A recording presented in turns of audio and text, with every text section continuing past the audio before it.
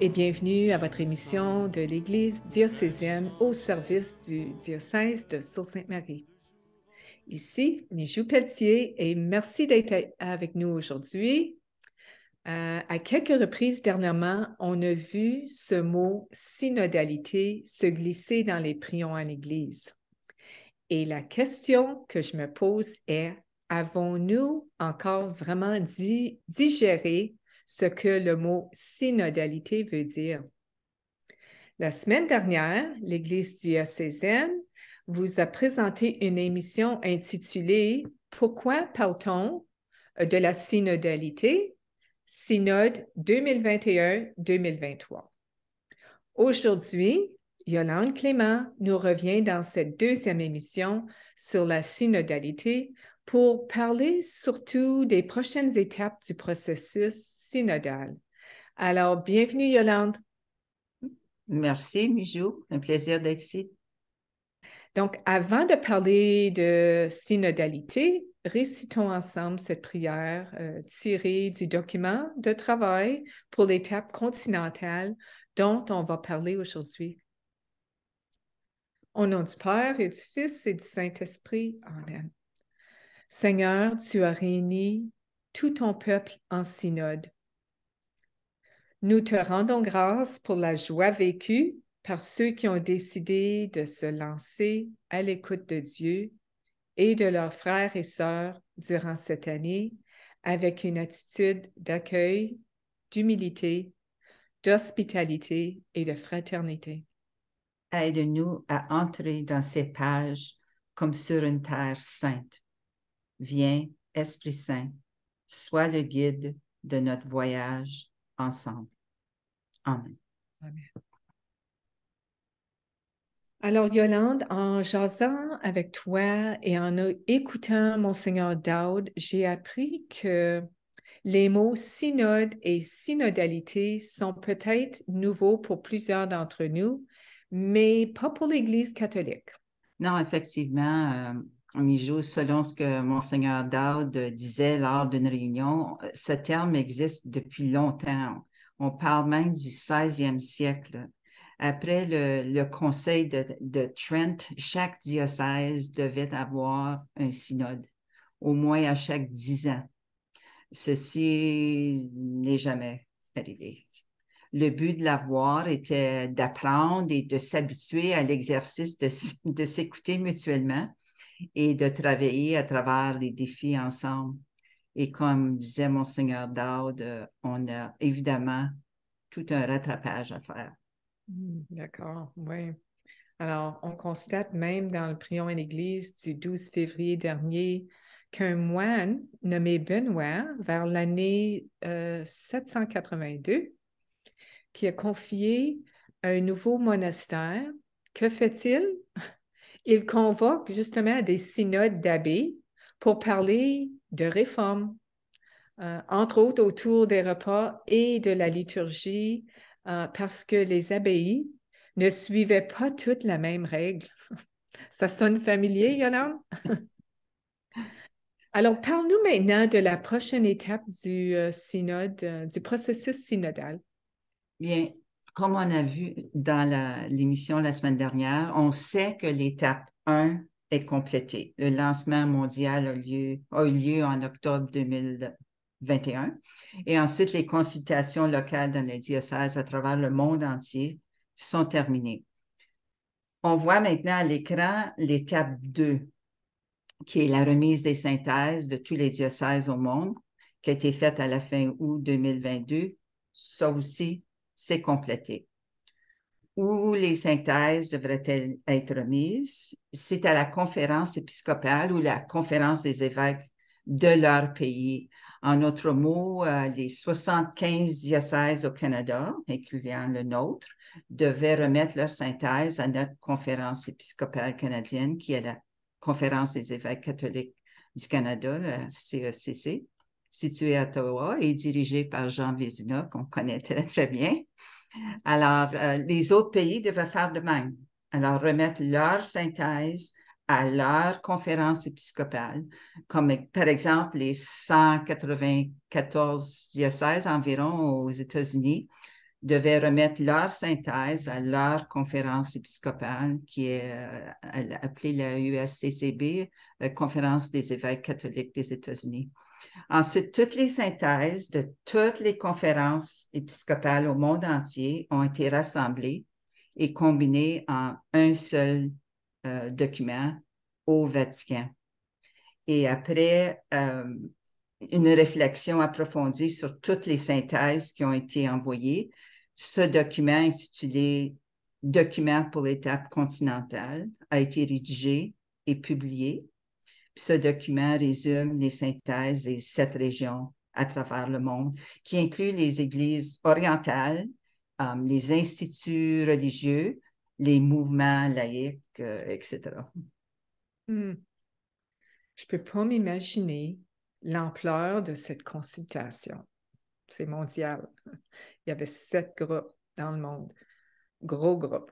Ceci représente sans doute des millions de personnes à travers le monde, que ce soit par leur prière, leur participation à la consultation ou par leur animation. Yolande, parce que tu as fait partie de l'équipe nommée par Monseigneur Dowd pour notre diocèse, tu as lu justement le document qui avait pour titre « Document pour l'étape continentale ». Parle-nous de cette étape. Ça a été très intéressant. En peu de mots, cette étape continentale était vraiment un temps d'écoute et de discernement. Puis quel privilège, puis quel honneur de faire partie de cette équipe pour le diocèse de Sault-Sainte-Marie, faire partie de l'histoire. Je dois avouer que je me sentais pas du tout digne au début de faire partie de cette équipe. C'était comme moi, vraiment, comme 1 an et demi passé, je ne savais même pas ce que le mot synodalité voulait dire. Je ne savais même pas qu'il existait. Alors, je t'assure que l'Esprit Saint a travaillé overtime avec moi. Mais j'ai beaucoup joué de mon expérience. Alors, notre diocèse faisait partie de la région Amérique du Nord, dont le Canada et les États-Unis. Alors, les 75 diocèses au Canada et les 194 aux États-Unis, et chaque diocèse, avait une équipe de 5 à 7 personnes. Comme chaque région au monde avait une équipe de 5 à 7 personnes dans leur diocèse. Dans notre équipe, chaque membre devait choisir, comme tout le monde à travers le monde, et s'inscrire, et nous particulièrement à une session nord-américaine, soit en français, en anglais ou en espagnol. Et si je ne me trompe pas, je crois que le Mexique est inclus dans les sessions en espagnol aussi. Alors, la session nord-américaine dont j'ai participé était en français pour moi, avec des gens du Nouveau-Brunswick, du Québec, puis on avait même un prêtre de la Californie. Alors, c'était une session super inspirante, très touchante, très bien organisée. Tout le monde avait la chance de parler. On était mis dans des petits groupes et dans nos petits groupes, évidemment, on avait le temps d'écouter et le temps de parler. Mais avant de participer à notre session nord-américaine, nous avons eu une réunion d'équipe en décembre dernier qui a été convoquée par Monseigneur Dowd. Cette réunion avec lui nous a bien préparés pour notre session nord-américaine. Lors de cette réunion avec Monseigneur, on exprimait nos idées face au document pour l'étape continentale. Et tout le monde à travers le monde avait le même document, là. Alors, n'oublions pas que ce document, c'est une synthèse de tous les diocèses du monde entier. Alors, Yolande, on va prendre quelques moments maintenant pour écouter quelques-unes des idées exprimées par les membres de l'équipe présente à cette réunion avec Monseigneur Dowd. Juste pour vous donner un bref aperçu de quelques échanges qu'ils ont eus face à ce document. Visionnons 6 clips et encore une fois, ils sont en anglais et la traduction se trouve à gauche de votre écran. The first thing that really stood out to me was radical inclusion in that statement. No one is excluded. That's a huge challenge for our church. Huge. As someone who works in, in the community and in the parish, but certainly in the community, that is something that I find that comes to the forefront is that I don't feel a part of your church because I'm not good enough. Whether I'm homeless, whether I'm part of a community, well, whether it's LGBTQ or perhaps I've fallen away from the church because I'm divorced, et cetera, et cetera. We can come up with we all know the reasons. But I think that statement is just that. It's a statement. How do we make it real, And that's a huge challenge for the church. There was one part of it that I think it is challenging when I read through it, and it is walking a balance of how important spirituality is, and not just religiosity, not just going through motions, but that it affects people deeply. And I think if we are not affected deeply by what we practice outwardly, we're not going to attract young people, as somebody was saying. One of the other thoughts that struck me, and I thought, it was almost like a slap in the face as I read it, and I thought, yeah, it's there still.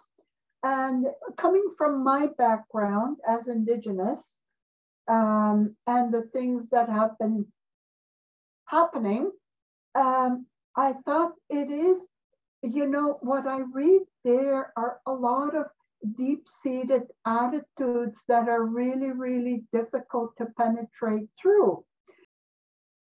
How do you reconcile the dogmas of the church with the realities of the 21st or 22nd century? That's always a puzzling question to me. And who are we to judge, right? So they're all fundamental questions, but I know it's hard to reconcile the dogmas of the church, the Catholic Church, the scriptures, with the reality of today's world, right? And I think that's the biggest feat for us in education, and particularly in a Catholic district school board. Because one of our themes in our school boards is à la manière de Jésus, like Jesus. We always try to walk the walk and talk the talk, as they say. Communion, participation, and co-responsibility. Those are three ideas that came out in the text that hit me quite a bit. And I think if we start sequestering information from our students, our youth, more and more, they live their spirituality completely different than when I lived it as a youth in our Catholic school system. And it's complex. One of the things that was highlighted for me reading this document is the need for greater unity among Catholics on really understanding what our mission is. Like paragraph 41 talks about our mission as brothers and sisters in Christ. There's so much that divides us. There's so much that we can highlight that we want to change, or we want to fix, or we want to do our own way. But, paragraph 31 says that the process at the heart of the synodal process is radical inclusion, shared belonging, deep hospitality, according to the teachings of Jesus. I think the danger is structural change that doesn't lead to the change of the heart. And what is the call to radical conversion? And how that can come through in a text, I'm not sure. But for me, that chapter in Vatican II, the call to holiness, personal holiness, is deeply, deeply important. One of the things that the Synod is challenging us to, and Father Daniele brought it out well, this is everybody's business. Alors, comme tu vois, Mijou, le mot inclusion radicale revient, a été souligné par M. Thibodeau. Ça, c'est quelque chose que tout le monde s'entendait dessus, que personne n'est exclu. Tout le monde devrait être accueilli dans nos églises. Et le terme était évident, répété souvent dans le document continental. C'est vraiment, et Pape François le dit, je veux dire, il dit bien que c'est pas facile, ça sera pas facile de passer parce que c'est tout un changement qu'il veut apporter, mais surtout, écoutez, comme je disais dans la première émission, écouter avec sa tête, mais surtout avec son cœur, puis entendre les sanglots des autres, puis accueillir les voix qu'on entend rarement. Et c'est vraiment ça que le pape François veut, et évidemment ses évêques également. D'accord. Yolande, ça me fait penser à un document lorsque j'étais au Conseil scolaire catholique du Nouvel-Ontario, un document qui était sorti au niveau de la sexualité, puis toute cette question d'inclusion qui avait pour titre « Il est bon que toute personne soit ». Et je pense que ça revient encore que personne n'est exclu. Puis c'est vraiment la vision qu'on cherche dans notre Église et par moyen de ce synode. Oui, puis la religieuse qui siégeait au comité aussi, on pouvait sentir toute la question de marcher en équilibre. Évidemment, avec tout ce que les Premières Nations ont vécu dans les dernières années, elle disait qu'à un moment donné, elle dit, je ne peux pas croire encore que ça existe. Comme encore, c'était comme une claque en pleine face, comme qu'on a entendu s'exprimer. Alors, puis elle a dit, ça va être très difficile de percer, de pénétrer, de percer à travers ces attitudes-là. Mais faut le faire. Je veux dire, c'est ce qu'on doit faire comme humain. Oui. Et je pense à une expression de ma mère qui disait, c'est en se parlant qu'on arrive à se comprendre. Puis je sentais ça dans la voix de cette religieuse aussi, qu'il y avait beaucoup d'incompréhension. Et je crois, donc encore pour revenir à l'écoute, mais l'écoute avec son cœur. Oui, puis tu parlais de quand tu travaillais au conseil scolaire et M. Henry exprimait la même chose, que c'est tout un défi pour les conseils scolaires catholiques. Dans notre vie moderne, les jeunes ne vivent pas leur spiritualité comme on la vivait, nous autres, des années passées, puis comme on l'a vécu. Et c'est encore plus complexe dans un système catholique et il faut qu'il y ait des gens qui se sont battus pour avoir ces droits-là et il ne faut pas les perdre. Mais la co-responsabilité a beaucoup aussi ressorti dans le document que c'est la responsabilité de tout le monde. Puis je pense qu'à un moment donné, M. Paul-Henri fait référence à, tu sais, que nos paroles, c'est bien beau, là, mais il faut que ça aille plus loin, il faut que ça soit actualisé par nos gestes. Puis, ouais. Alors, un peu encore pour revenir à l'expression que mes bottines suivent mes babines. Puis, c'est une grosse responsabilité pour un conseil scolaire catholique aussi, parce que l'élément de foi, c'est notre identité. Puis, mais je comprends, Monseigneur, pas Monseigneur, mais le directeur Paul-Henri, que c'est un grand défi. Oui, et il y a tellement de choses qui peuvent nous diviser. Mais il y a tellement de choses qu'on aimerait changer, mais il faut vraiment le faire avec un discernement de cœur. Il faut vraiment écouter dans le silence et vraiment entendre la voix de l'Esprit. Et Father Danieli l'a bien souligné que l'inclusion radicale, c'est au cœur du processus synodal, l'appartenance, que tout le monde se sent qui appartiennent à leur Église. Puis l'hospitalité et l'accueil, je veux dire, selon les enseignements du Christ, il l'a très bien exprimé dans le clip. Question d'accueil, toujours importante, hein? Important Oui. que les gens sachent qu'ils sont vus, qu'ils sont compris, oui, Oui, puis oui. Monseigneur Paul-André Durocher, on parlait de prions en Église la semaine dernière, puis tu en as parlé au début. Je veux dire, ça, c'est un article du mois d'août 2022, puis où il dit que le Saint-Père n'attend pas que la théorie soit claire. Ce n'est pas des gros documents qu'il veut. Il veut passer à l'action. Mm-hmm. Et passer à l'action, on parle du monde entier.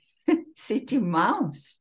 Mm-hmm. Comme, juste pour moi, ça m'a vraiment ouvert les yeux à tout ce processus qui a mis. On a besoin d'un leader qui commence ça. Et le pape l'a commencé. Oui. Et là, il s'agit juste d'embarquer sur le train. En tout cas, moi, je ne veux pas manquer le train. Mm-hmm. Oui. Je veux être là, tu sais. Oui. Tantôt, Yolande, tu parlais du travail overtime, là, mais je pense que l'Esprit Saint, il doit en faire du overtime dernièrement, tu sais, à travers cet exercice du synode. Oui, oui, puis comme je dis, c'est vraiment intéressant. Qu'est-ce que Monseigneur Durocher dit dans l'article, c'est il faut vraiment, nous avons tout à gagner en vivant la synodalité. On n'a rien à perdre. Mm-hmm. Oui, oui. Et le plus qu'on en parle, le plus que les gens vont embarquer. Et c'est ça qu'on espère à travers nos émissions à l'Église diocésaine, ces 2 émissions qu'on a faites. C'est vraiment d'informer les gens. Puis, il y a plein de choses sur le site du Vatican. Comme je dis, il y a la synthèse de notre propre diocèse sur le site du diocèse. Alors, le plus qu'on en parle, le plus que les gens vont embarquer. Mm-hmm. Puis, il ne faut pas avoir peur d'en parler. Absolument pas. Non, non. Faut reconnaître qu'on a quelque chose, on a tous quelque chose à contribuer à faire grandir cette Église. Puis, Mais oui, ce sens d'appartenance est important aussi. Il faut se sentir accueilli, comme tu disais tantôt aussi, hein, pour pouvoir contribuer. Puis Monseigneur Darde le dit, il a fini très bien dans son clip, la synodalité, l'affaire de tous et de toutes. Je veux dire, tout sujet était sur la table. Comme je disais, et je répète encore, l'inclusion radicale est revenue continuellement. Personne n'est exclu. Alors, comment marcher ensemble aujourd'hui? Comment faire avancer l'universel? Alors, toutes ces questions ont été discutées. On répète, l'Esprit Saint soufflait fort.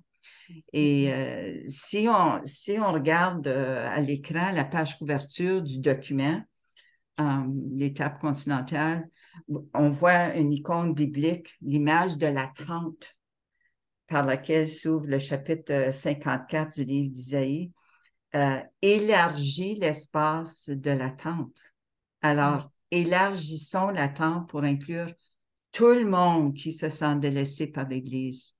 Et n'oublions pas que l'Église, c'est nous, c'est toi, c'est moi et c'est chaque personne qui nous écoute à la maison. Wow.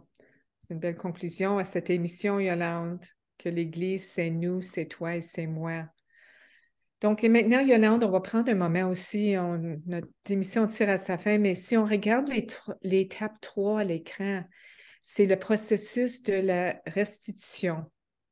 Les documents provenant des 7 assemblées continentales à travers le monde sont dus à Rome dans quelques semaines, à la fin de ce mois-ci, du mois de mars 2023.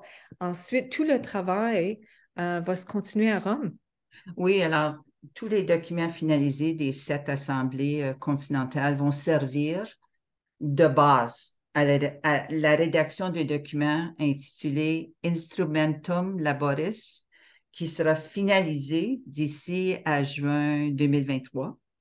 Et ceci, c'est en préparation pour la 16e Assemblée générale ordinaire du Synode des évêques qui aura lieu en octobre 2023, qui aussi sera suivie d'une deuxième session en octobre 2024. Alors, ils vont... intéressant, Monseigneur Dard va sûrement nous en parler, nous garder informés. D'accord, oui. Alors, Yolande, encore une fois, un grand merci de nous avoir éclairé sur toute la question du synode, du processus synodal.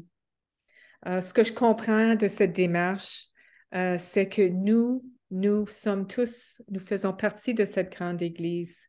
L'Église, c'est nous, c'est toi, c'est moi. Et que c'est l'affaire de tout le monde. Donc, merci pour tes explications encore une fois aujourd'hui.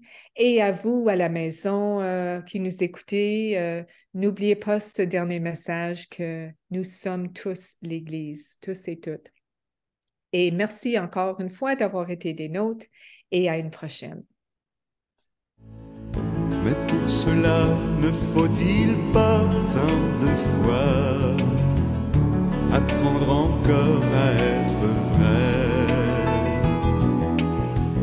apprendre à se connaître, être avant de paraître, s'aimer soi-même comme on est, garder les pieds sur terre et fuir l'imaginaire des top modèles bien trop parfaits. Tous ensemble, il me semble, on pourrait changer le monde de jour en jour, de cœur en cœur, par des gestes d'amour.